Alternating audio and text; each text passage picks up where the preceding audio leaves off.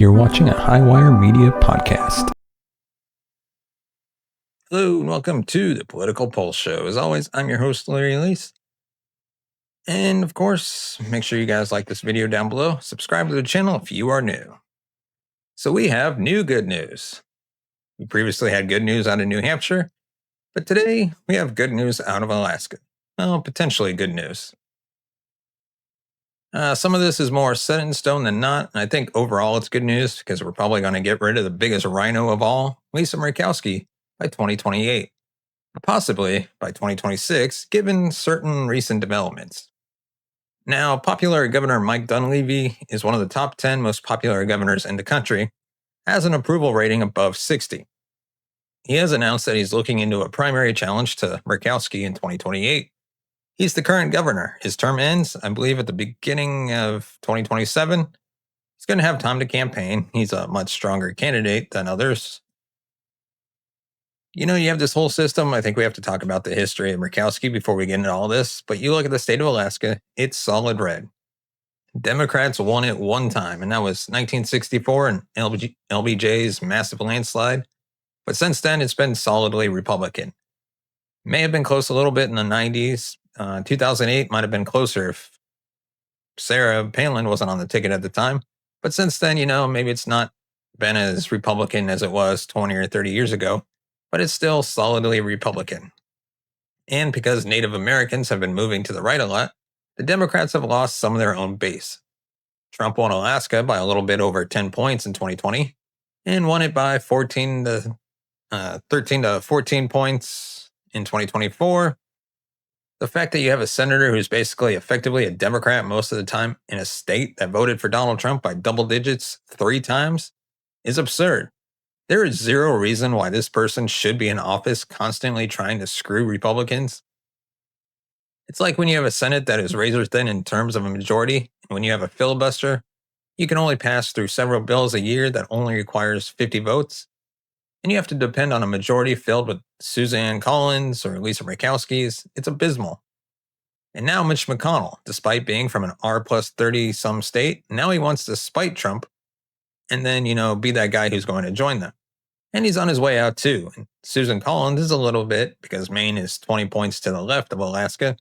And Collins is better, marginally better, but still more preferable to have as a senator in the chamber than Murkowski is. At least she gets to keep away some crazy person in the state of Alaska. Murkowski is the crazy person, relatively speaking, and she gets to keep away actual representation. So this is actually very good news. But how is she able to get her job? She's one of those corrupt people in politics. She really is. And that says something in American politics, because you have to understand, she was a Nepo baby. She was somebody who had a father that was a governor. He appointed her to a Senate seat that she barely won against a Democrat in 2004. And then, 2010, she was a sore loser because she lost a primary, and then ran a campaign as a write-in, got a bunch of money, flooded the states with ads, and she was able to pull off a victory via a write-in campaign. A lot of states have sore loser laws. Alaska, for some reason, does not.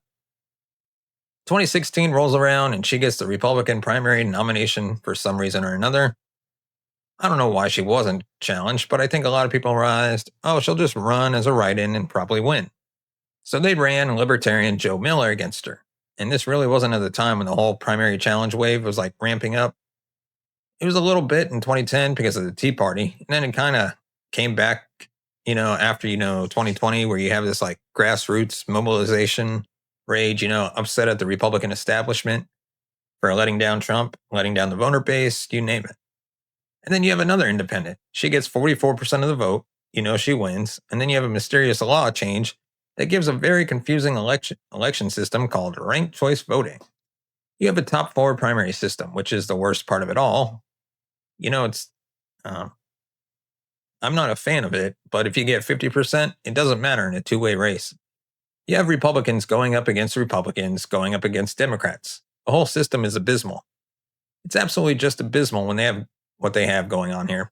And then 2022 rolls around, and then you have the first round, and then you have a final round, and you have Republican versus Democrat. The Democrats are going to be able to take it because they'll take the weakest Republican and rank them second and barely get them across the finish line. 2024 rolls around and you have a top 4 primary removal initiative on the ballot that gets rid of this whole ranked choice nonsense. And what happens? A bunch of out-of-state money pours in. Murkowski claims the out-of-state money tried taking her out. If anything, the out-of-state money is what kept her in. That's why McConnell funded her campaign. You could have had a much stronger Republican in Alaska. That'd be basically a flip. And then you could have had a Republican senator in Nevada, but no, Mitch McConnell didn't want that. So 2028 is about to roll around, and you talk about the fact that she has filed paperwork to run for re-election. That may be true, but she will likely be facing a stronger candidate. And by the way, it's very likely that on the ballot in 2026, the initiative to remove the current election system, which is so confusing. So we have to make sure we do a better job of funding that and bringing attention to that, because that is absolutely crucial. Because Murkowski is not winning a primary. She's not winning a write-in campaign against Dunleavy. I don't even think she'd win in the current system against Dunleavy, which is why this is such good news. Because he's popular. He's well-liked among the type of Republicans that might rank somebody like a Murkowski first to begin with. But furthermore, there's better news on this front because Murkowski may not even go for re-election. She might run for governor. And if she does that, if she does that, let's say she's been, over the past 9 months, she filed to run for re-election. She's become very disillusioned with DC, feels out of place, whatever, wants to run for governor. What would that do? It would get her out of the Senate. When it comes down to the current system that's in place, there's a very good chance that she would win. And again, she'll be like a weak governor or whatever. That's not my problem. That's a very different situation. You have a state legislature that has a lot of power. It's not really a lot of damage that she can do single-handedly.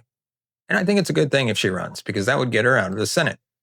That would be a sacrifice for Alaska, for the rest of the country, and it would be a massive benefit to the Republican Party at large. And it's very important that, if anything, if she does run, it's probably better that she does win her governorship, because if not, she stays in the Senate, where she's actually doing a lot of damage. And you can get actual representation. And there's a very good chance, for all we know, that Mike Dunleavy will take her place in the Senate, which will just be, another Sullivan party line vote, which is fine. Anything is better than Lisa Murkowski in the Senate. Anything. So a lot of people say, well, she'll appoint a weak rhino, to which I say, I don't care, because it's not Murkowski. And it's impossible to get worse than Murkowski when you have an R next to your name. And if that actually happens, Dunleavy is still going to go for Senate. And he will beat whoever the hell she decides to put in there. That's a Murkowski clone. You know why? Because that person doesn't have that last name. They don't have that same level of poll that Murkowski had. So they're way more beatable than Murkowski. So either way, it's a net benefit. Either way, it's a positive. But it really just, is frustrating to think about, because you look at the Democrat states in the country, including states that voted for Trump that have 2 Democrat senators, like Michigan, for example, or Arizona. Some of the most left-wing senators in the country, Tammy Baldwin in Wisconsin, they're from states that are swing states or vote Republican. But in deep red states, that's where we have these weak rhinos. Very frustrating. You pick a state that's like D plus 14. I mean, you have to pick a state like Connecticut. Does Connecticut have a Democrat who votes with Donald Trump 70% of the time, the same way that Alaska has a Republican that voted with Obama and Biden 70% of the time? Of course not. That's a problem. And again, when you talk about the corruption, changing the rules because you can't win without them, and then deciding to play the victim when you're the one that's really pushing for it, it's ridiculous. You're confusing voters to stay in power. Hopefully she goes to the state level, because that would get her out of the position where she's doing the most damage for the rest of us. And if she does decide to appoint somebody who's weak to the Senate, guess what?